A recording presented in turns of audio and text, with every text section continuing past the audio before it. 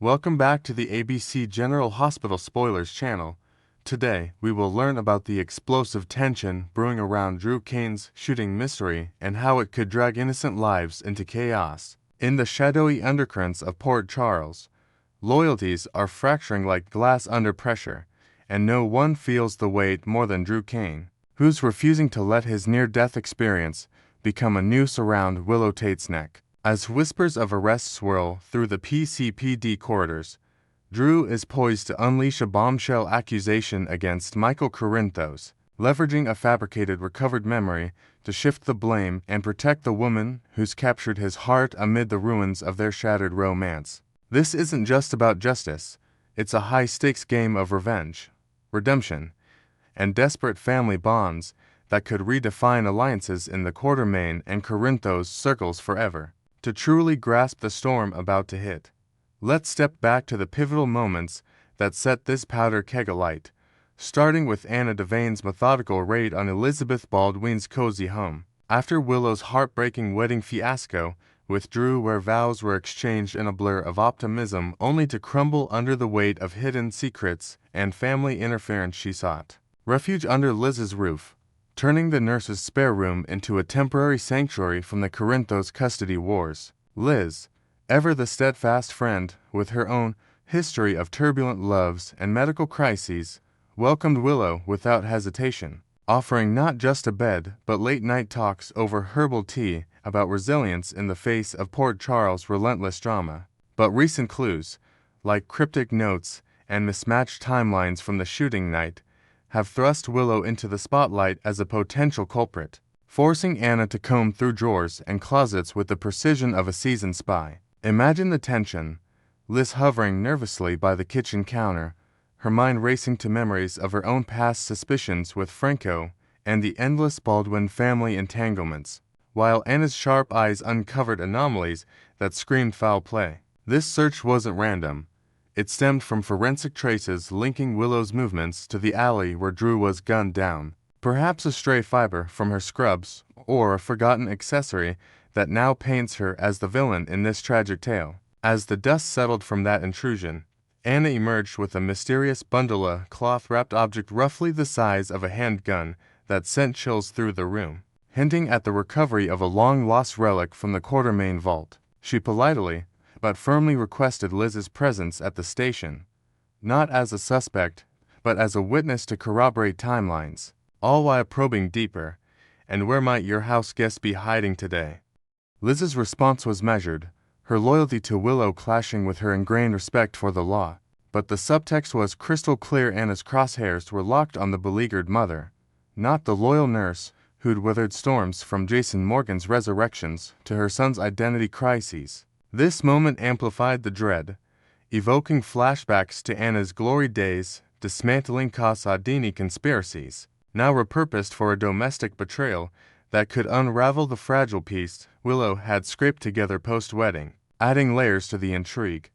Suppose Anna's team had intercepted a tip from a nosy neighbor who overheard heated arguments between Willow and unseen visitors, fueling the narrative that the nurse's desperation over her children might have pushed her to extreme measures. Liz, sensing the peril, might even whisper a subtle warning to Willow later, drawing on their shared history of protecting the vulnerable in a town where secrets multiply like wildfire. Shifting scenes to the sterile glow of General Hospital, Willow was immersed in her shift, her scrubs a stark contrast to the emotional turmoil bubbling beneath as she lingered in Drew's recovery room. There, amid the beeps of monitors and the faint scent of antiseptic, she confided in him about a glimmer of hope.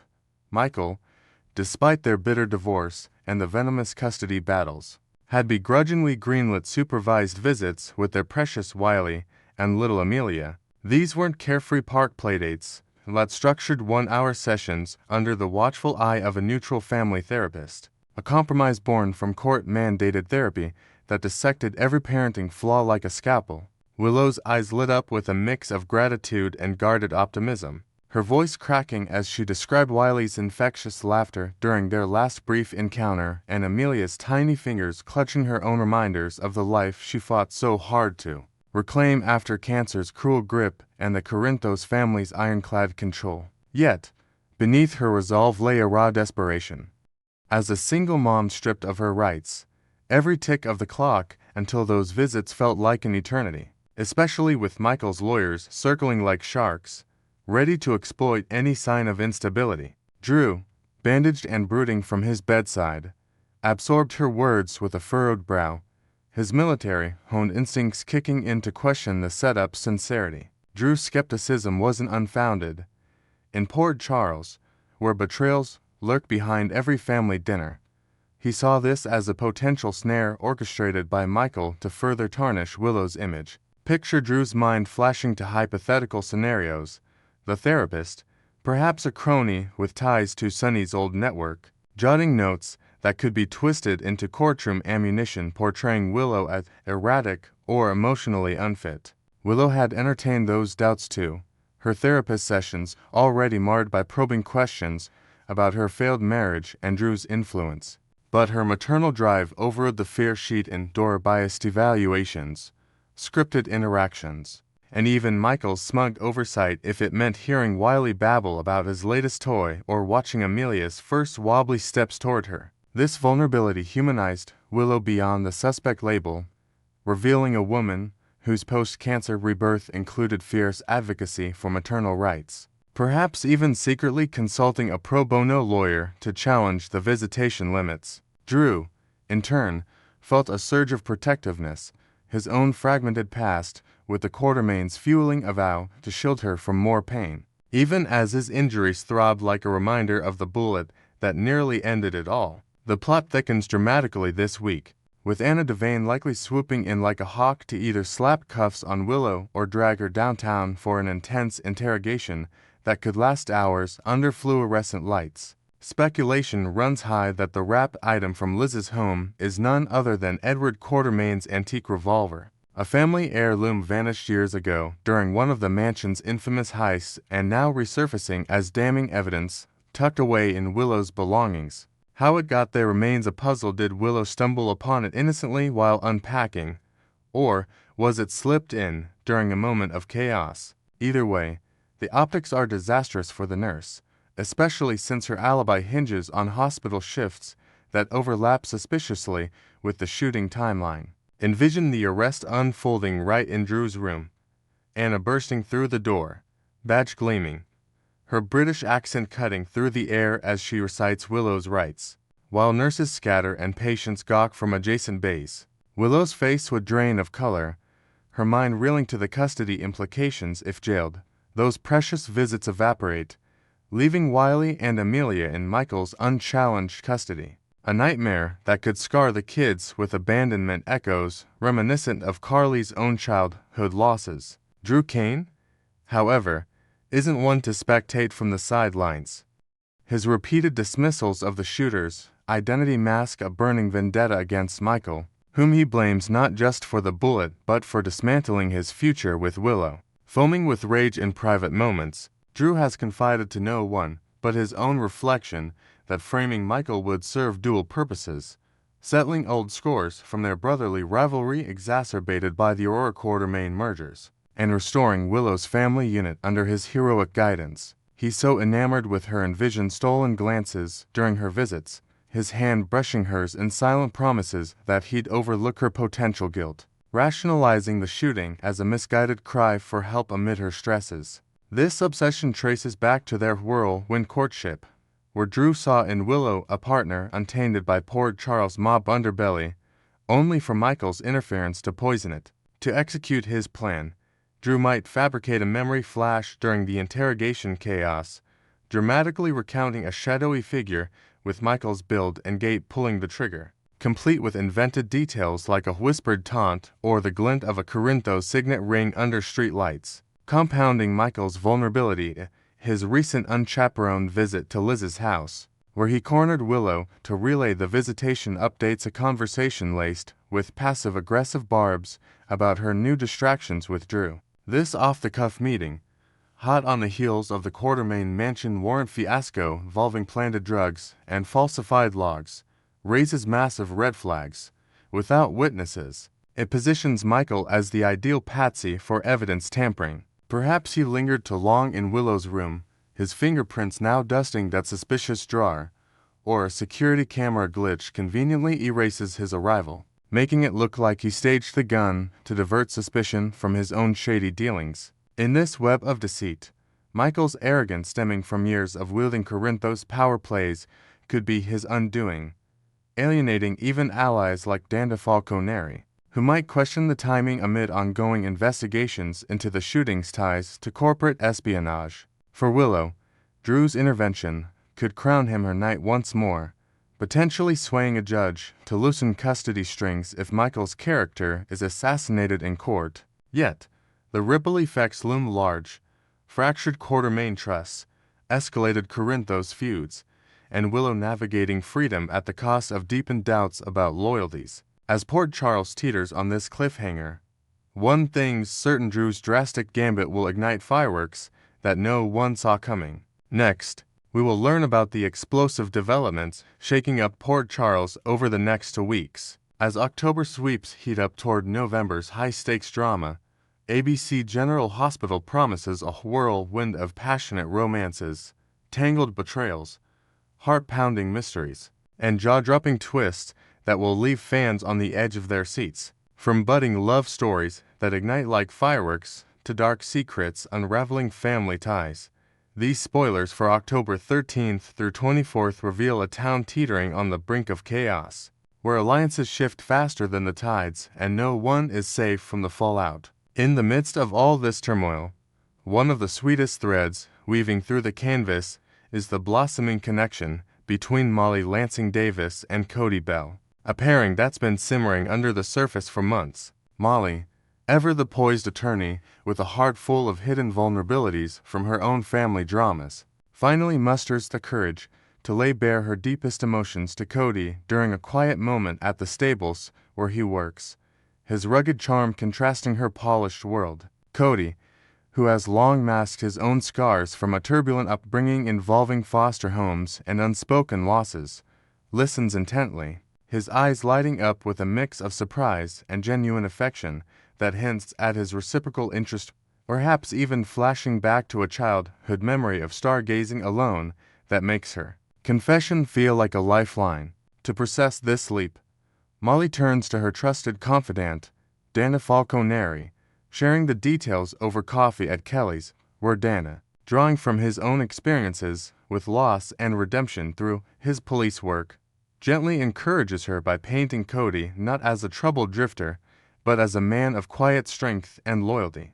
someone who could heal the voids left by her complicated Corinthos ties. As their conversation deepens, Danta recounts a recent case where Cody's honesty under pressure saved a life, underscoring why he's worth the risk, while Molly grapples with visions of a future picnic by the lake with him, free from legal briefs and family feuds. Later in the week, Cody gets an unexpected gift that lightens his load: a heartfelt letter from an old acquaintance, revealing a long-lost family heirloom, like a pocket watch symbolizing time's healing power, which he shares with Molly in a tender scene that cements their budding trust and sets the stage for deeper intimacy. Meanwhile, the shadow of suspicion looms large over Elizabeth Baldwin's home, where Anna Devane, the sharp-witted international operative turned local investigator, uncovers Edward Quartermain's antique pistol hidden in a forgotten drawer amid Liz's nursing scrubs and family photos. This discovery sends ripples through the Quartermain legacy,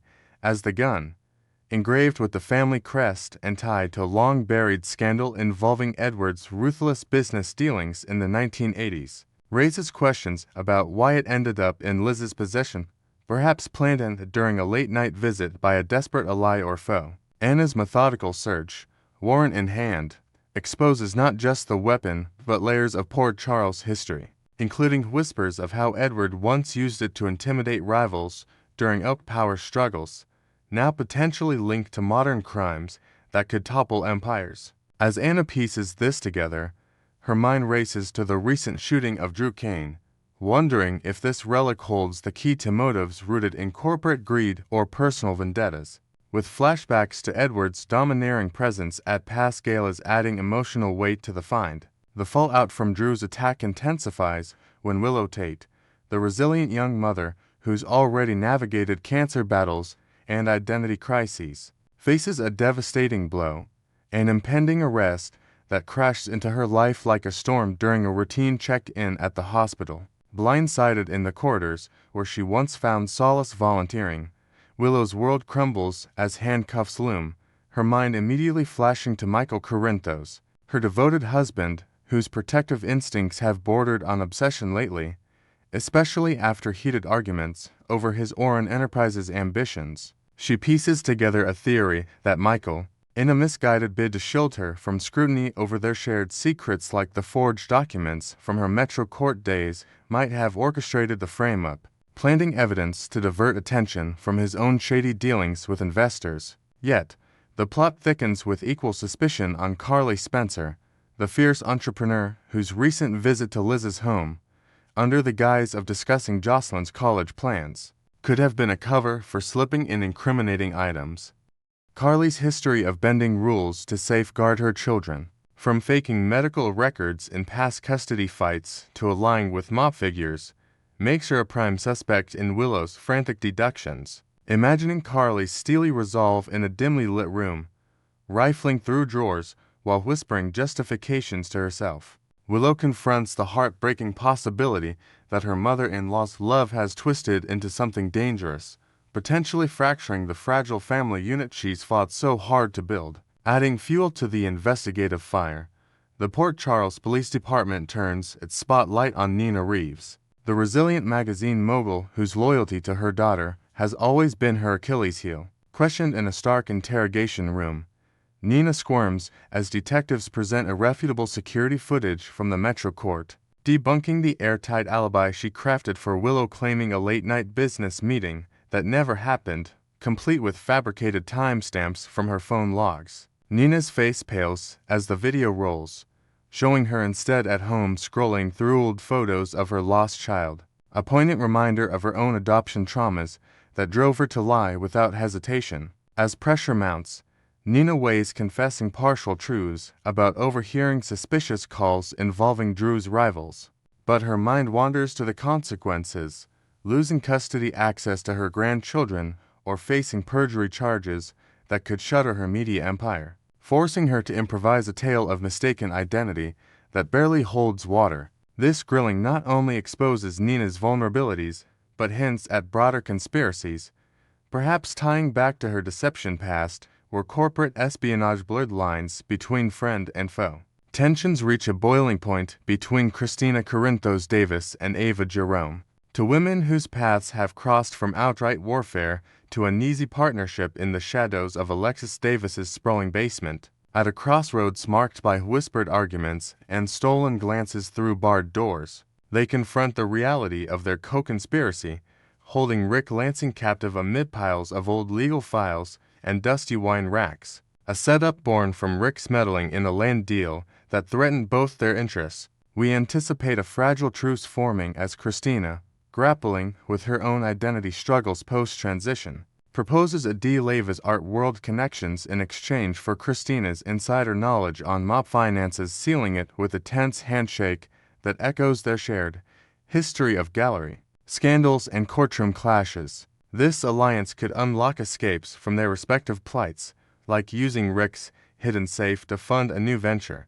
but it risks exploding if loyalties waver. Drawing in Sunny's watchful eye from afar as they negotiate, flashbacks to Ava's Jerome family betrayals and Christina's Davis lineage feuds add depth, portraying them not as villains, but survivors forging fire from friction. Speaking of Rick Lansing, his captivity takes a surreal turn, with vivid dreams that pull him into the arms of Elizabeth Baldwin, a subconscious escape from his chains. Bound in the dim basement, Rick drifts into visions of Liz in a sunlit park from their younger days, her laughter mingling with the scent of fresh paint from her artist phase, symbolizing a lost innocence before law degrees and mob ties complicated everything. These nocturnal reveries explore Rick's regrets, missed opportunities, like a proposed elopement thwarted by family obligations, and hint at unresolved chemistry, perhaps foreshadowing a real-world confession if he breaks free. Waking to the cold reality of his imprisonment, Rick clings to these dreams as motivation, plotting a subtle escape using a loose brick he discovers, blending fantasy with fierce determination. Power plays escalate when Jen Sidwell, the enigmatic newcomer with ties to shadowy organizations, flexes his influence to manipulate a high-stakes negotiation at the Quartermain mansion. Tossing around leverage like confidential dossiers on ELQ vulnerabilities, Jen turns a potential disaster, a boardroom revolt over Monica's health decisions, into his personal gain, securing a silent partnership that could import illicit tech gadgets into Port Charles. His suave demeanor masks a ruthless backstory, perhaps fleeing international intrigue, as he schmoozes Tracy with promises of reviving old Quartermain glory. Tracy Quartermain, the matriarch with a tongue sharper than a stiletto, isn't one to back down. She's gearing up for battle by consulting a top-tier attorney on the curious case of Monica's long-lost sister, Veronica Bard, whose sudden reemergence stirs ghosts of adoptions and hidden wills from the 1970s. Tracy's strategy session unfolds in her opulent study, poring over yellowed documents that reveal Veronica's potential claim to ELQ shares, fueling a legal showdown laced with sibling rivalries and monetary motives. Envisioning courtroom dramas where Tracy cross-examines with venomous wit, this arc promises to unearth family skeletons that could redistribute fortunes overnight. On a brighter note, the romance department sparkles with Gio Palmieri and Emma Scorpio Drake, whose flirtations evolve into a genuine bond during a sunset violin duet at the park. Gio, the talented musician with immigrant roots adding layers of cultural richness to his melodies, shares stories of his Sicilian heritage, drawing Emma closer as she opens up about her spy family legacy and dreams of balancing adventure with normalcy. Their journey unfolds sweetly, stolen kisses amid autumn leaves, collaborative jam sessions that heal old wounds from Emma's parental absences, offering viewers a satisfying escape from the gloom. Paralleling this, Cody and Molly's relationship deepens with shared horseback rides and late-night talks, promising heartfelt moments that contrast the town's darker undercurrents and reward patient fans with authentic chemistry. Mystery envelops Charlotte Casadini when she receives a chilling warning via an anonymous note slipped under her door. Its cryptic words, "Return to where it began," or "Pay the price," evoking fears of her Chechen ties or a looming trip to Steinmauer to reunite with her father.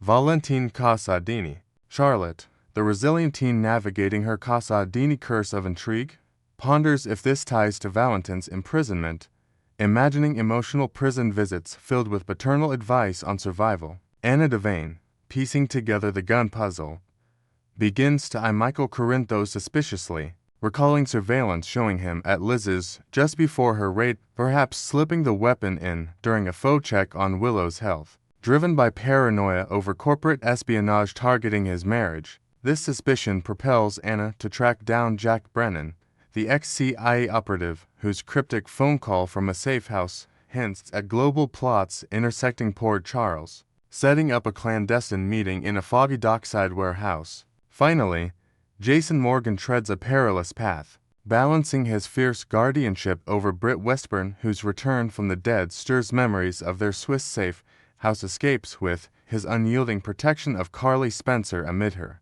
latest business threats. Jason's internal conflict plays out in solitary motorcycle rides along the cliffs, weighing loyalties that could spark a mob war if mishandled, as he intercepts a suspicious package meant for Carly that bears Britt's old alias. These dual duties force Jason into moral gray areas, like forging documents to buy time, underscoring his evolution from stone-cold enforcer to conflicted guardian in a town where love and danger are eternally entwined. Stay tuned for more as these stories collide in ways that will redefine Port Charles forever. Don't miss a beat on ABC General Hospital spoilers.